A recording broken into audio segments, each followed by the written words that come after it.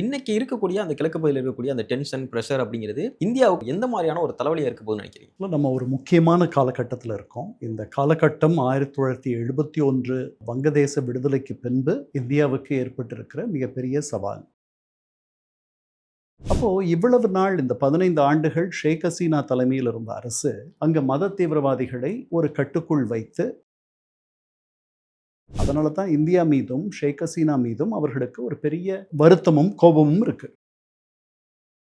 ஒரு சில வாரங்களுக்கு முன்பு அவருக்கு ஒரு தூக்கு தண்டனை வந்துச்சு. அந்த தூக்கு தண்டனை விதிக்கப்பட்டவுடன் அப்பதான் அந்த அம்மா என்ன சொன்னாங்க, நான் குற்றவாளி அல்ல, இது ஒரு சூனியக்காரி வேட்டை. இப்ப இந்த அம்மா இங்க இருக்கிறது அவர்களுடைய கண்ணை உறுத்துது. இந்த தியாகிக்காக தொடர்ந்து நடந்துட்டு இருக்கு. இந்த 4 நாட்களாக பற்றி எரிகிறது வங்கதேசம். அது ரொம்ப நெருக்கமான, அதுக்கு சிக்கன் நெக்குன்னு சொல்லுவோம், கோழியினுடைய கழுத்துன்ட்டு. ஏன்னா அது அந்த அளவுக்கு குறுகி இருக்கும். கோழி கழுத்து எப்படி குறுகி இருக்கோ அந்த மாதிரி 7 வடகிழக்கு சகோதரி மாநிலங்களில் 4 மாநிலங்கள் வங்கதேசத்தோடு எல்லையை பகிர்ந்து கொள்கின்றன. அந்த எல்லை ஒரு கெட்டியான எல்லை கிடையாது, போரஸ் பார்டர்னு நம்ம ஆங்கிலத்தில் சொல்லுவோம்.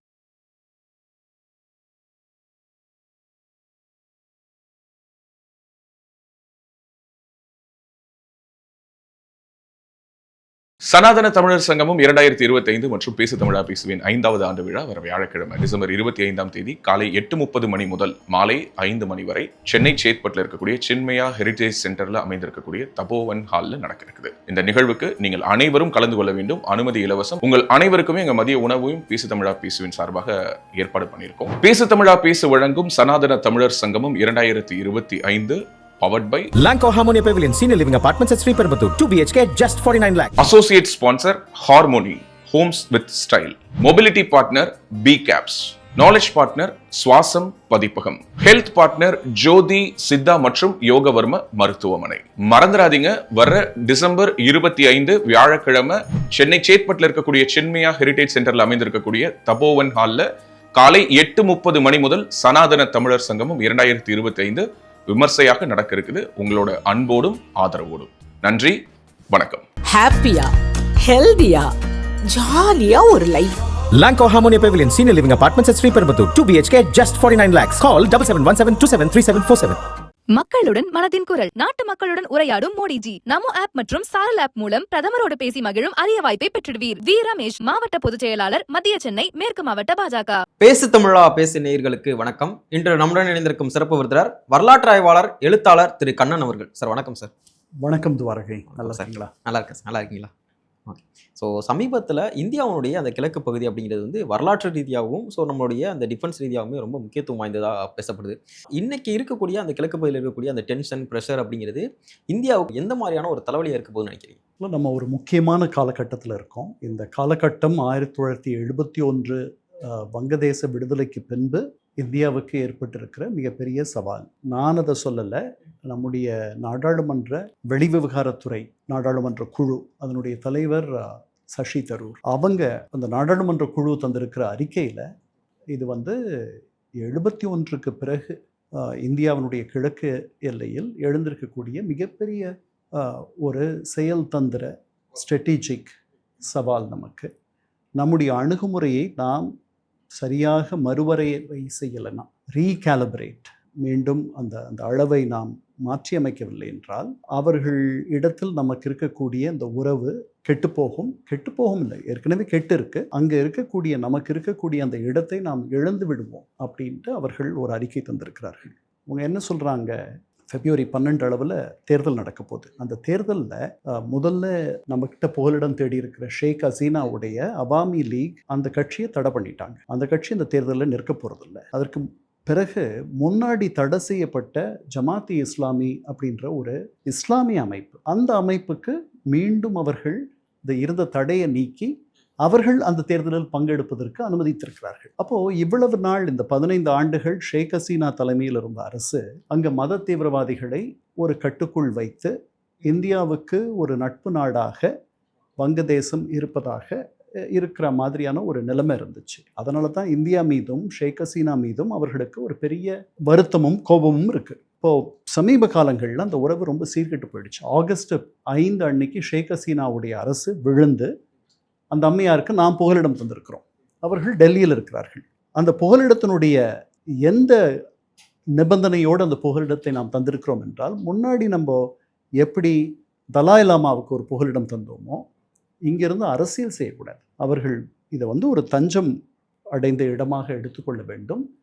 இங்கே நமக்கு அந்த நாட்டோட எந்த உறவும் சீர்கெடுற மாதிரி எந்த விதமான கருத்தும் சொல்லக்கூடாதுன்னு சொன்னோம். அந்த அம்மையாரும் பொதுவாக அமைதியாகத்தான் இருக்கிறார். ஒரு சில வாரங்களுக்கு முன்பு அவருக்கு ஒரு தூக்கு தண்டனை வந்துச்சு. அந்த தூக்கு தண்டனை விதிக்கப்பட்டவுடன் அப்போ தான் அந்த அம்மா என்ன சொன்னாங்க, நான் குற்றவாளி அல்ல, இது ஒரு சூனியக்காரி வேட்டை, இது ஒரு விச் ஹண்ட்.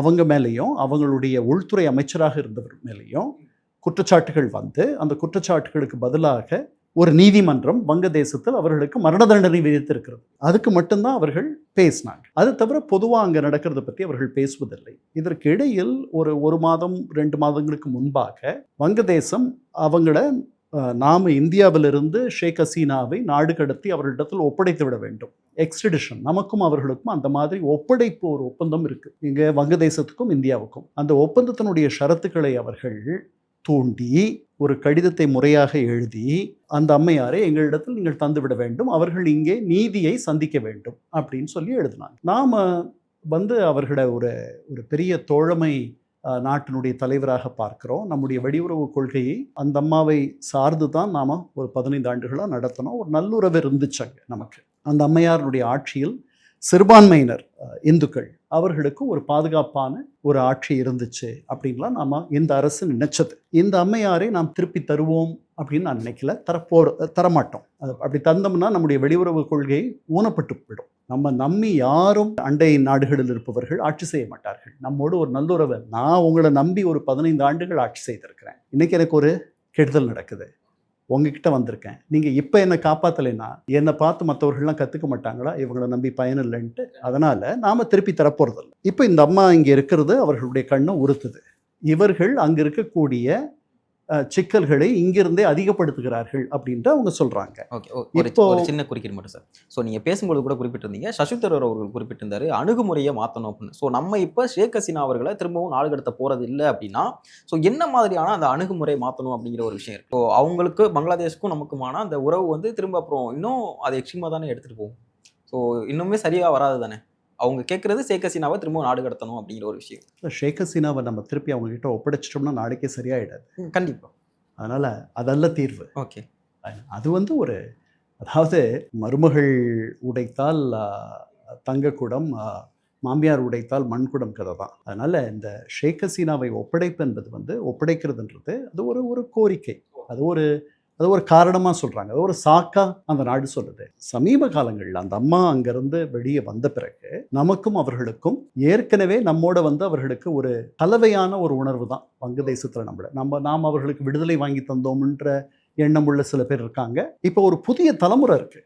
சசி தரூருடைய அந்த அறிக்கை, அவர் தலைவராக இருக்கக்கூடிய அந்த அறிக்கை என்ன சொல்லுதுன்னா, ஒரு புதிய தலைமுறை, அதில் அவர்களுக்கு அந்த நாடு எப்படி விடுதலை பெற்றதுன்னு அவங்களுக்கு தெரியாது. அவர்களுக்கு அந்த நாட்டினுடைய விடுதலைக்கு போராடிய முக்தி பாகினி, அதாவது விடுதலை படை, அப்புறம் இந்தியாவினுடைய உதவி, அதில் எத்தனை வீரர்கள் உயிரிழந்தார்கள், எவ்வளவு பெரிய தியாகங்களை 2 தரப்பும் செய்தது, அதெல்லாம் அவர்களுக்கு ஒன்றுமே தெரியாது. அவர்கள் ஒரு புதிய தலைமுறை, வரலாறே தெரியாத ஒரு புதிய தலைமுறை.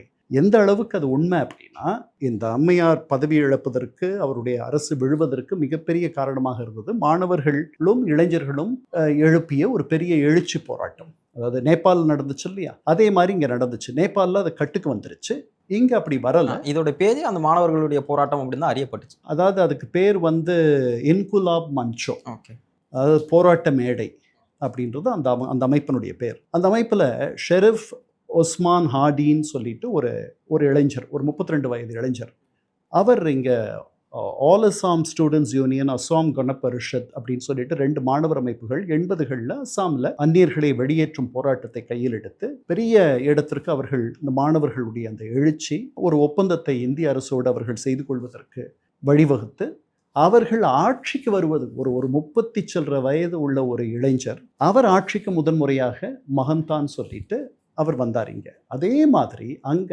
இந்த இளைஞர்களும் இந்த மாணவர்களும் சேர்ந்து இந்த அம்மையாருடைய ஆட்சியை கவிழ்த்து, ஏன்னா ஒரு 1400 பேர் அந்த போராட்டத்தை அடக்குவதற்காக இவர்கள் கையாண்ட முறைகளில் 1400 பேர் குறைந்தபட்சம் இறந்திருப்பார்கள் என்று ஒரு கணக்கீடு. அதனால அந்த அம்மா விழுந்துட்டாங்க, அவங்க உயிரை காப்பாற்றிக் கொள்வதற்காக இங்கே வந்துட்டாங்க. அந்த போராட்டத்தினுடைய ஒரு தளநாயகர் யாருன்னு பார்த்தா அந்த ஷெரீஃப் ஒஸ்மான் ஹாதின்ற அந்த ஒரு 32 வயது இளைஞர். அவர் இந்த February 12 தேர்தல் நடக்க போகுது. அந்த தேர்தலில் அவர் நிற்பதற்காக தன்னை ஒரு வேட்பாளராக அறிவித்துக் கொண்டார். பிரச்சாரம் மேற்கொண்டுட்டு இருக்கும் போது இறக்குறாரு. ஆமாம், அவர் ஒரு பள்ளிவாசல்ல இருந்து தொழுகையை முடிச்சுட்டு வெளியே வரார். பிரச்சாரத்தை துவங்குவதற்காகவோ அல்லது பிரச்சாரத்திற்காகவோ வரும்பொழுது ஒரு மோட்டார் பைக்கில் வருகின்ற ஒரு 3 பேர் அவரை துப்பாக்கியால் சுட்டு படுகாயம் அடைய செய்கிறார்கள். இது என்னைக்கு நடக்குது? இந்த மாதம் 12ஆம் தேதி நடக்குது. அவர்கள் தப்பி போய் விடுகிறார்கள். அவர்கள் எங்கே இருக்கிறார்கள்னு இதுவரைக்கும் யாருக்கும் தெரியல. அவர்கள் இந்தியாவிற்கு தப்பி போயிருக்கலாம், இந்தியர்கள் அவர்களுக்கு அடைக்கலம் தரலாம் அப்படின்ற ஒரு எண்ணம் இருக்குது. ஏன்னா ஷெரீஃப் ஒஸ்மான் ஹாதி இந்தியாவுடைய நண்பர் அல்ல. இந்த போராட்டமே இந்தியாவிற்கு எதிரான போராட்டம். இந்தியாவினுடைய கைப்பாவையாக செயல்பட்ட ஹசீனாவை கீழே கொண்டு வந்த ஒரு போராட்டம். அப்படித்தான் அவங்க எல்லாம் பார்க்குறாங்க. ஸோ இது பின்னாடி இந்தியா, நல்ல வேளைக்கு இது பின்னாடி இந்தியா இருக்குன்னு சொல்லலையே ஒழிய பல சக்திகள் அங்கே இன்னைக்கு தலை தூக்கி இருக்கு. அதுல ஒரு சக்தி இவரை கொண்டு இருக்கலாம். அது என்னன்னு யாரும் அந்த தரப்புல வைக்கக்கூடிய பிரதான குற்றச்சாட்டு பார்த்தோம் அப்படின்னா, பாகிஸ்தான்ல எப்படி ஒரு அன்னோன் கன்மன் அங்க நிறைய பேர் சொல்றாங்களோ அதே மாதிரியான பேட்டர்ன் தான் இங்கேயுமே பின்பற்றப்பட்டிருக்கு அப்படிங்கிற மாதிரி மறைமுக குற்றச்சாட்டை வைக்கிறாங்க. கிட்டத்தட்ட இந்தியா தான் இதை செஞ்சிருக்கும், இந்திய தரப்புல இருக்கக்கூடிய இன்டெலிஜென்ஸ் தான் இதை செஞ்சிருக்கு அப்படிங்கிற மாதிரி ஒரு மறைமுக குற்றச்சாட்டு. அதாவது அவங்களுக்கு இருக்கிற சந்தேகம் எல்லாம் அவர்கள் தப்பி இந்திய எல்லைக்குள் வந்திருக்கலாம், அவர்களுக்கு இந்தியா புகலிடம் தரலான்ற ஒரு எண்ணம் சில பேருக்கு அங்கே இருக்கு. இந்தியா இதை தூண்டி இருக்கும்ன்ற எண்ணம் சில பேருக்கு இருக்கலாம், தெரியல. ஆனால் அலுவல் ரீதியாக இது வரைக்கும் அஃபிஷியலாக யாரும் அந்த மாதிரி ஒரு பெரிய குற்றச்சாட்டை வைக்கலை. அவருடைய காயங்கள்லாம் அவர் ரொம்ப தீவிரமாக படுகாயமுற்றதுனால அவரை சிங்கப்பூருக்கு மருத்துவத்திற்கு அழைச்சிட்டு போகிறாங்க. 6 நாள் அங்கே அவர் உயிருக்கு போராடுறார் அந்த 32 வயது இளைஞர். அவர் 18ஆம் தேதி ஒரு 4 நாட்களுக்கு முன்பு இறந்து போயிடுறார். இறந்து போன உடனே பெரிய அளவில் கலவரம் வெடிக்குது அங்கே. இந்த 4 நாட்களாக வங்கதேசம் பற்றி எரிகிறது. அதனுடைய தலைமை ஆலோசகர் முகமது யூனிஸ், அவர் தான் அந்த நாட்டை தலைமை தாங்கி நடத்துகிறார். அவர் உடனே 1 வாரம் துக்கம் கடைபிடிக்கும் வங்கதேசம்னு சொல்கிறார். இந்த தியாகிக்காக வங்கதேசம் 1 வாரம் துக்கம் கடைபிடிக்கும், வங்கதேசத்தினுடைய கொடிகள் அரை கம்பத்தில் பறக்கும்னு சொல்லிட்டார். அதற்கு பிறகு டாக்கா பல்கலைக்கழகத்தில் இருக்கக்கூடிய வங்கபந்துனா உங்களுக்கு தெரியும், வங்கதேசத்தினுடைய நண்பர் அப்படின்னு நினைக்கிறேன் அதுக்கு பேர். அதுக்கு அந்த நாட்டினுடைய தந்தையாக கருதப்படுகிற ஷேக் முஜிபுர் ரஹ்மான், அதாவது இந்த அம்மையாருடைய தந்தை, ஏன்னா அவர் தான் விடுதலை வாங்கி தந்தார். அவர் படுகொலை செய்யப்பட்டார் விடுதலை கிடைச்ச கொஞ்ச நாள்லேயே. அந்த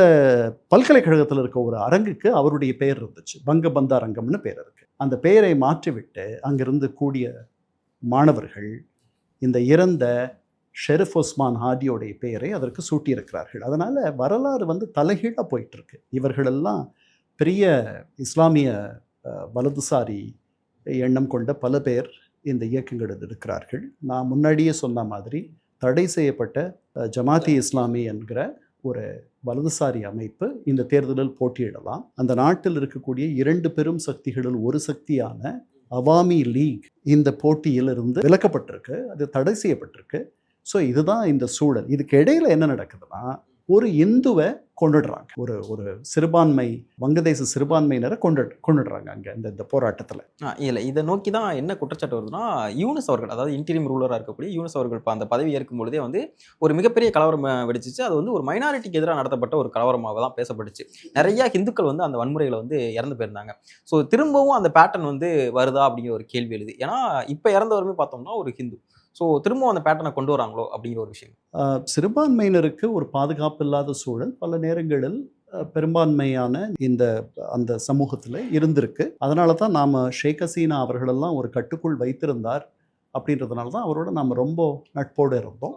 அவர் விழுந்த உடனே அந்த மாதிரியான சக்திகள் சிலது தலை தூக்கலாம். அவர்களுடைய இலக்காக சிறுபான்மையினர் இருந்திருக்கலாம், சில பேர் இறந்திருக்கலாம். சிறுபான்மையினருக்கு பாதுகாப்பு இல்லாத ஒரு சூழல் அங்கே அந்த போராட்டத்தின் போது இருந்துச்சு. மீண்டும் இப்போ ஒருத்தர் இறந்து போயிடுறார். இப்போ இது நடந்த உடனே இதை எதிர்த்து அங்கே இந்தியாவை எதிர்த்து பல போராட்டங்கள் இவர் இறந்த உடனே, சிங்கப்பூரில் இறந்த பிறகு தொடர்ந்து நடந்துட்டு இருக்கு. இந்த 4 நாட்களாக பற்றி எரிகிறது வங்கதேசம். நாம் கிட்டத்தட்ட 16 இடங்களில் நாம் வங்கதேசத்திலிருந்து இந்தியாவுக்கு வருபவர்களுக்கு விசா வழங்குகிறோம். 16 இடம். எனக்கு தெரிஞ்சு அவ்வளவு இடங்கள் வேறு எந்த நாட்டிலும் இந்தியா திறந்து வைத்திருப்பதாக நான் நினைக்கவில்லை. 17 கோடி மக்கள் இருக்கிற வங்கதேசத்திலிருந்து பலர் இங்கு மருத்துவ உதவியை தேடி வருகிறார்கள். Medical visa.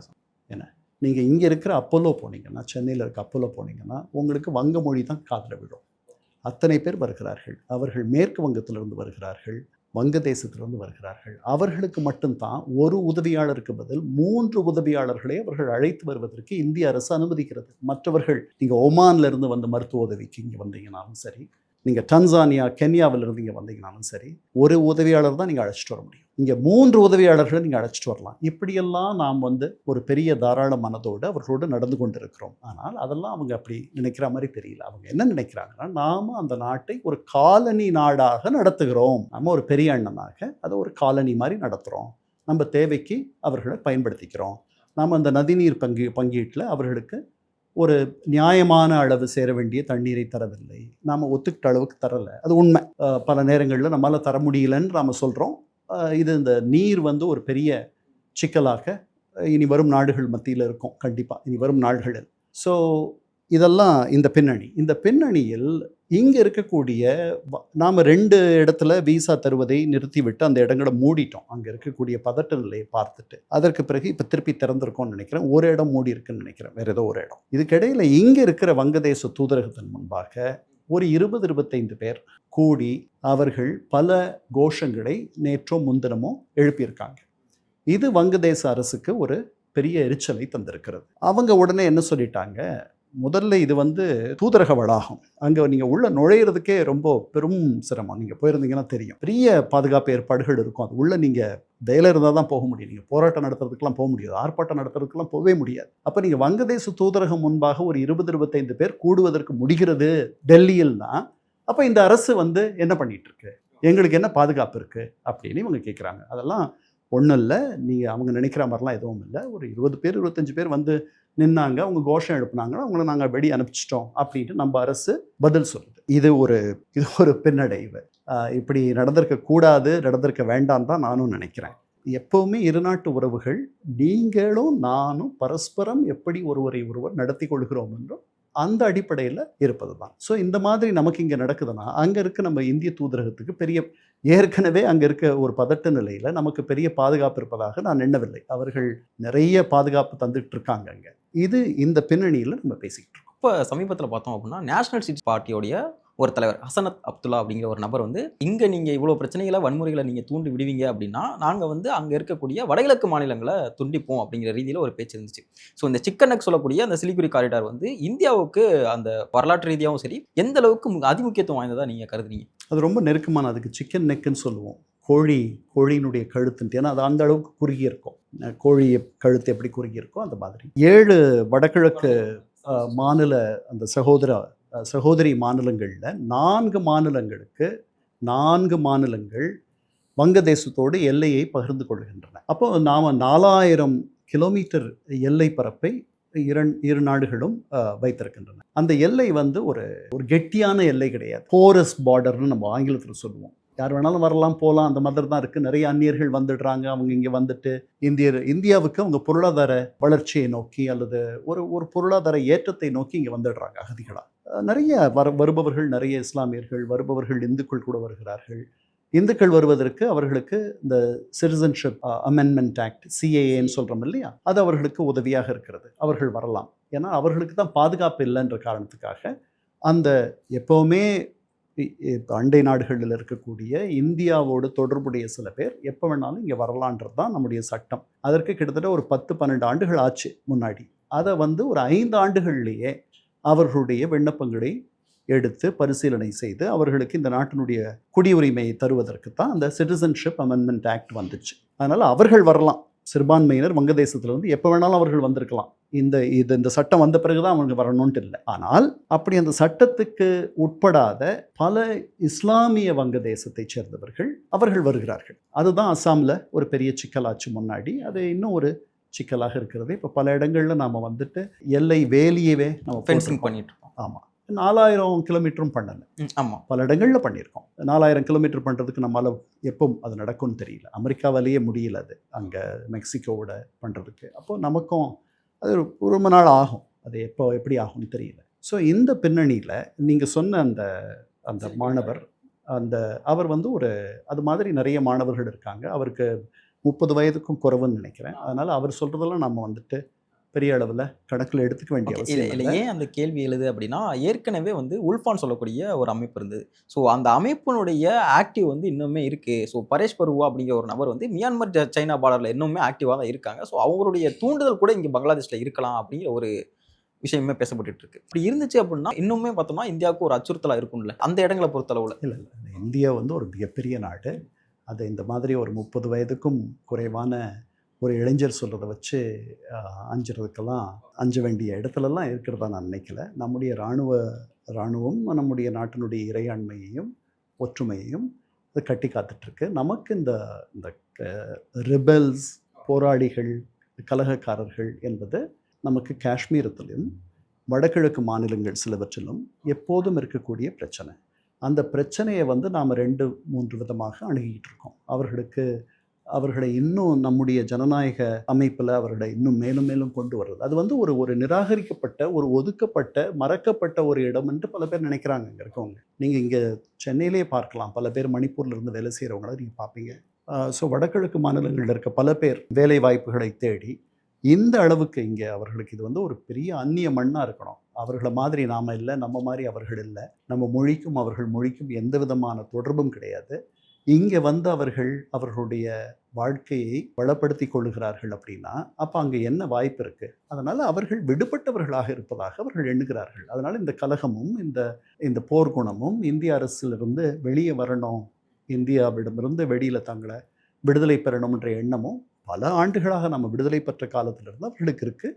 அந்த போராட்டத்தை நம்ம நடத்திட்டு இருக்கோம். அவர்களை நம்முடைய ஜனநாயக அமைப்பில் கொண்டு வர்றதுக்காகத்தான் இப்போ நம்மளோட கிரண் ரிஜ்ஜுன்ட்டு ஒரு அமைச்சர் இருக்கார் நாடாளுமன்றத்தில். அவர் அந்த பகுதியை சேர்ந்தவர் நினைக்கிறேன். முன்னாடி சங்மான்ட்டு ஒருத்தர் இருந்தார். அதனால ஆமாம், அவங்களெல்லாம் நாம் வந்து இன்னும் மெயின் ஸ்ட்ரீம் அந்த பொது நீரோடைக்கு அவர்களை நாம் அழைத்துட்டு வந்துட்டோம்னா இந்த சிக்கல்லாம் கொஞ்சம் கொஞ்சமாக குறையும். அதுக்கு இன்னும் கொஞ்சம் நாளாகும். சமீபத்தில் பாகிஸ்தானுடைய டெபுட்டி பிஎம் இருக்கக்கூடிய இஷாக் தார் அப்படிங்கிற ஒரு நபர் வந்து என்ன சொல்லியிருந்தாருன்னா, பாகிஸ்தான், பங்களாதேஷ், ஸோ நேபாள் இந்த மாதிரியான தெற்காசிய பிராந்தியத்தை வந்து வேறு மாதிரி கொண்டு போகணும் அப்படிங்கிற ஒரு ரீதியில் ஒரு பேச்சு இருந்துச்சு. ஸோ இந்தியாவை தவிர்த்து ஒரு தெற்காசிய பிராந்திய ஒரு கூட்டமைப்பை உருவாக்கணும் அப்படிங்கிற ரீதியில் தான் அவர் பேசியிருந்தார். ஸோ இது என்ன மாதிரியான சிக்கல்களை அடுத்தடுத்த கட்டங்களை எடுத்துகிட்டு போகணும்னு நினைக்கிறீங்க? இந்தியாவுக்கு இருக்கக்கூடிய சவால்கள் என்ன நினைக்கிறீங்க? இல்லை, ஒரு சிக்கலையும் ஏற்படுத்தாது இந்தியாவுக்கு. ஏன்னா இது ஏற்கனவே அந்த கூட்டமைப்பில் அவங்க சைனாவையும் சேர்க்கணும் அப்படிங்கிறாங்க. அதனால் இதெல்லாம் அதாவது நானும் என்னுடைய மனைவியும் திருமணம் செய்து கொள்ளாமல் ஒரு 30-40 ஆண்டுகளாக வாழ்ந்துட்டுருக்கோம். இப்போ நான் என்ன சொல்கிறேன், நாங்கள் திருமணம் செய்துக்கலான்ட்டு இருக்கோம்னு சொல்கிறேன், அவ்வளோதான். ஏற்கனவே இந்த அமைப்பு இருக்குது. ஏற்கனவே அவர்களுக்குள்ள சீனா தான் பாகிஸ்தானுடைய மிக மிக மிக நட்பு நாடு. அவர்களுக்கு ஒரு எல்லை இருக்குது, பொதுவான எல்லை இருக்குது. 5000 சில்லற சதுர கிலோமீட்டரை நம்முடைய பிரதேசத்தை பாகிஸ்தான் அவங்களுக்கு கொடுத்துருச்சு சீனாவுக்கு அப்படின்றது நம்முடைய வாதம். அக்சாய் சின்ல காஷ்மீருக்கு மேலே இருக்கிற இடம், லடாக்குக்கு மேலே இருக்க இடம்னு நினைக்கிறேன். ஸோ இப்படி அவர்களுக்குள் நல்ல ஒரு உறவு ஏற்கனவே இருக்குது. All weather, fair weather friend. எந்த தட்ப வெட்ப சூழலிலும் எந்த சீதோஷ நிலையிலும் அவர்களுடைய நட்பு மாறாது. அந்த மாதிரி ஒரு ஏற்கனவே ஒன்று இருக்குது. இப்போ இதில் இடையில இப்போ வங்கதேசத்தில் இந்திய எதிர்ப்பு உணர்வு என்பது வந்து உக்கிரமாக இருக்கிற இந்த நேரத்தில் அதையும் கொண்டு வந்துட்டோம்னா இந்த 3 பொருளாதாரங்களையும் இன்னும் வேகமாக இணைத்து இதில் வெற்றி பெறலாம்ன்ற மாதிரி டிசம்பர் 5 அங்கே போன இஷாக் தார், அவர் தான் அவங்களுடைய துணை பிரதமர், அவர் தான் அவங்களுடைய வெளியுறவு அமைச்சர், அவர் அதை சொல்லியிருக்கார். இப்போது ஏன் அப்படி அவர் சொன்னார்னா, நாம் வந்து ஒரு 8 நாடுகள் சேர்ந்த இந்த தெற்காசிய நாடுகள்லாம் சேர்ந்த ஒரு அமைப்பு வச்சுருக்கோம். அது 85 அந்த அமைப்பு வந்துச்சு. அந்த அமைப்பினுடைய கர்த்தா யாருன்னா பங்களாதேஷ் நேஷனலிஸ்ட் பார்ட்டி, பிஎன்பின்ட்டு இன்னொரு பெரிய எதிர்கட்சி இருக்குது. அதனுடைய தலைவராக இருக்கக்கூடிய கலடா, அந்த அம்மையார் ரொம்ப முடியாத இருக்காங்க. அவங்களுடைய கணவர் நினைக்கிறேன் ஜியாவுர் ரஹ்மான், அவர் 85ல் SAARC, South Asian Association for Regional Cooperation, Dhaka உச்சி மாநாட்டில் தான் இது தோன்றுதுன்னு நினைக்கிறேன், சார்க்கோடைய அமைப்பு. அங்கே அவர் வந்து இந்த எண்ணத்தை கொண்டு வரார். எப்படி இதுக்கு என்ன அவர் எங்கேருந்து இந்த கருத்தை எடுத்துக்கிறாருன்னா, ஆசியான், கிழக்காசிய நாடுகள்லாம் இருக்காங்க இல்லையா, சவுத் ஈஸ்ட் ஏஷியன், கிழக்கு தெற்க சவுத் ஈஸ்ட் தென்கிழக்கு ஆசிய நாடுகள், அதாவது சிங்கப்பூர், மலேசியா, பிலிப்பீன்ஸ், இந்தோனேசியா, இவர்களெல்லாம் ஒரு 10-11 நாடுகள் சேர்ந்து அவர்கள் ஒரு பெரிய பொருளாதார ஒரு வலுவான கூட்டமைப்பை நடத்தி அதில் வெற்றி கண்டிருக்கிறார்கள். அவர்களால் அது அரசியல் ரீதியான அதற்கு அங்கே அந்த அமைப்பினுடைய முக்கியமான நோக்கம் வர்த்தகத்தை பெருக்குவது இந்த 11 நாடுகளுக்கும் ஒன்று. அப்புறம் மக்களுடைய வாழ்வாதாரத்தை பெருக்குவது, மக்களுடைய வாழ்க்கை தரத்தை மேம்படுத்துவது, அப்புறம் ஃப்ரீ மூவ்மெண்ட். இந்த 11 நாடுகளுக்கு மத்தியில் இருப்பவர்கள் அதிகமாக விசா தொல்லை இதெல்லாம் இல்லாத இப்போ எங்கே வேணாலும் போகலாம் வரலான்ற மாதிரியான ஏற்பாடுகள், அதில் அவர்கள் பெரிய அளவுக்கு ஒரு வெற்றி கண்டிருக்கிறார்கள். நாம அது மாதிரி அந்த எண்ணத்தில் தான் நம்ம தொடங்கணும். அது ஆனால் முடங்கி போச்சு. ஏன் முடங்கி போச்சுன்னா, அந்த 11 நாடுகளில் 2 பெரிய எதிரிகள் கிடையாது. அங்கே ஆசியானில் இங்கே 2 பெரிய எதிரிகள் இந்த சார்க்கில் இருக்காங்க. ஒன்று இந்தியா, இன்னொன்று பாகிஸ்தான். அதனால் அது முடங்கி போய் அது எந்த விதமான சாதனையும் சாதிக்கவில்லை. அதாவது அதை சந்திச்சாலே ஒரு பெரிய சாதனை என்ற அளவுக்கு ஆயிடுச்சு. அதனால் இதுதான் நிலை. இவர்கள் ஏற்கனவே இருக்கக்கூடிய இன்னைக்கு செயல்முறையில் இருக்க ஒரு விஷயத்தில் இன்னைக்கு வங்கதேசத்தையும் அவர்கள் இன்னும் இணைச்சு ஒரு பூர்வாங்கமான ஒரு உடன்படிக்கைக்கு வரணும்னு நினைக்கிறாங்க. அது வங்கதேசம் தான் முடிவு பண்ணணும் அதெல்லாம். ஏன்னா அவர்கள்ட்ட இருந்து விடுதலை வாங்குவதற்காக பலர் அவர்களுடைய இன்னுயிரை இழந்தார்கள். அதற்கு நாமும் உதவி பண்ணோம். அப்படி ஒரு வரலாறு உள்ள ஒரு நாடு தான் வங்கதேசம். அந்த வங்கதேசம் இன்னைக்கு எங்கேருந்து விடுபட்டார்களோ அவங்கக்கிட்டேயே திருப்பி நாங்கள் போகலாம், அவங்களோட இன்னும் ஒரு பெரிய கூட்டுறவு வச்சுக்கலாம் அப்படின்னு சொன்னால், it defies both history, geography and rational. ஏன்னா அவங்களுக்கும் இவங்களுக்கும் 2000 கிலோமீட்டர் தள்ளி இருக்கிற ஒரு நாடு அது பாகிஸ்தான். இடையில இந்த 2000 கிலோமீட்டருக்கு இருப்பது இந்தியா. இந்தியா அடுத்த வீடு அவங்களுக்கு. இதை விட்டுட்டு 2000 கிலோமீட்டர் தள்ளி இருக்கிற ஒரு நாட்டோடு நாங்கள் நட்பாக இருப்போம், அவங்களோட எங்களுக்கு ஒத்து போகுது அப்படின்னா அது என்னால் புரிஞ்சுக்க முடியல. Okay sir, okay. இதுவரை எங்களோட இணைந்து புவிசார் அரசியல் குறித்து ரொம்ப விரிவான விளக்கத்தை கொடுத்துருங்க. இதுவரை எங்களோட இருந்து தகவலை பண்ணதுக்கு ரொம்ப நன்றி. உலக தமிழ் சொந்தங்களுக்கு வணக்கம். நான் ராஜவேல் நாகராஜன். பேசு தமிழா பேசு வலையொலியுடைய வளர்ச்சிக்கு நீங்களும் உறுதுணையாக இருக்கணும்னு நினச்சிங்கன்னா, இந்த வீடியோடைய டிஸ்கிரிப்ஷனில் இருக்கக்கூடிய ரேசர் பே லிங்கை கிளிக் பண்ணுங்கள். அந்த லிங்க்கில் போயிட்டு உங்களுக்கு விருப்பமான தொகையை பேசு தமிழா பேசுவனுடைய வளர்ச்சிக்கு உங்களுடைய பங்களிப்பாக நீங்கள் கொடுக்கலாம். நன்றி, வணக்கம். பேசு தமிழா பேசு சேனலுக்கு ஆதரவு தந்து கொண்டிருக்கக்கூடிய பார்வையாளர்களுக்கு வணக்கம். அரசியல் ஆன்மீகம்னு மட்டும் இல்லாம இப்போ ஹெல்த்லயும் நம்ம வந்தாச்சு. ஹெல்த் சம்பந்தமான பிரச்சனைகளுக்கும், ஹெல்த் டிப்ஸுக்கும், ஹெல்த் கேருக்கும், இல்ல ஹெல்த் பத்தி ஏதாவது தெரிஞ்சுக்கணும் அப்படின்னு நினைச்சீங்கன்னா ஹெல்த் குரு சேனல் கண்டிப்பா உங்களுக்கு யூஸ்ஃபுல்லா இருக்கும். பேசு தமிழா பேசு சேனலுக்கு கொடுக்கக்கூடிய இதே சப்போர்ட்டை ஹெல்த் குரு யூடியூப் சேனலுக்கும் கொடுத்து அந்த சேனலை சப்ஸ்கிரைப் பண்ணி உங்க நண்பர்களுக்கு ஷேர் பண்ணும்படி கேட்டுக்கிறோம். நம்ம ஹெல்த் குரு சேனலோட லிங்கை டிஸ்கிரிப்ஷன்ல தரோம், மறக்காம செக் பண்ணி பாருங்க.